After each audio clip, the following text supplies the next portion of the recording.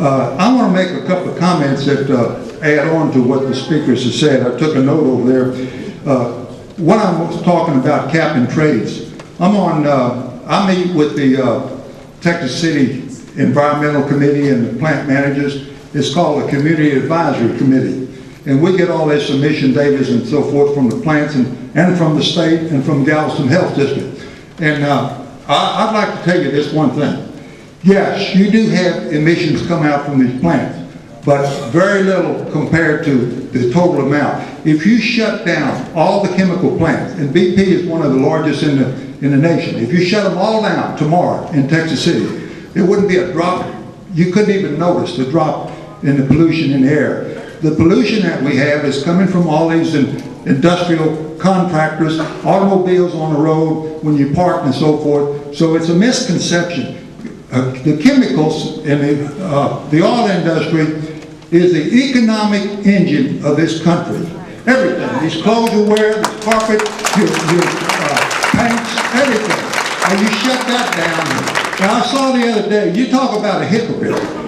Al Gore and Obama has got this global warming going. They prevent us from drilling because they said it's going to lead to global warming. So what does Obama do? He takes $2 billion of your tax money and gives it to Brazil.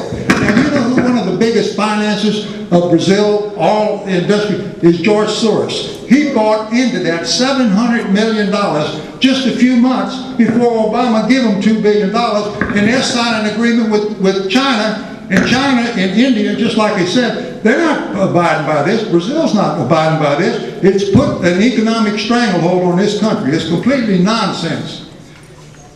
The stimulus money. I'd like to take exception to one extent with the speaker.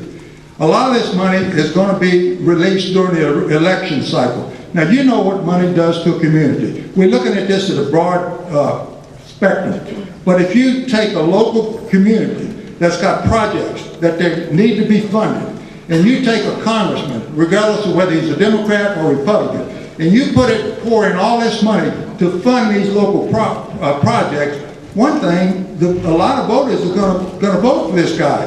They're not going to vote for the guy that says, hey, I'm going to put a stranglehold on you. I'm not going to take any of this money. So they're using this money for political advantage. So they need to stop it now. What's stopping this, make no mistake about it, these tea parties all over the nation is putting the stop there. It's not the Republicans in Congress. If we had to rely on them, we wouldn't have anything.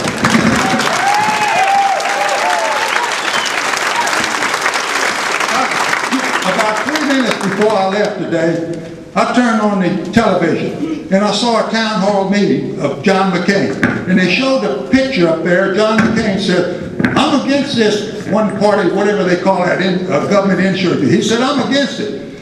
But about 10 minutes before that, I saw YouTube. It's on there right now, of the complete meeting. And a woman got up there and asked him, says, what Obama is doing is unconstitutional.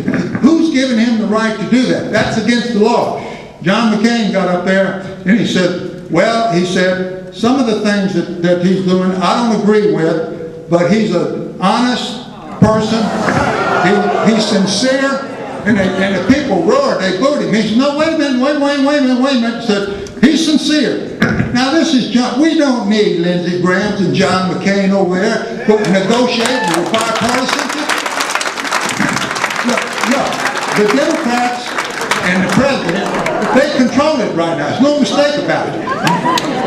If you get a Republican up there that agrees with them, what's going to happen is they're going to give him crumbs and they're going to get the money. They need to stop it.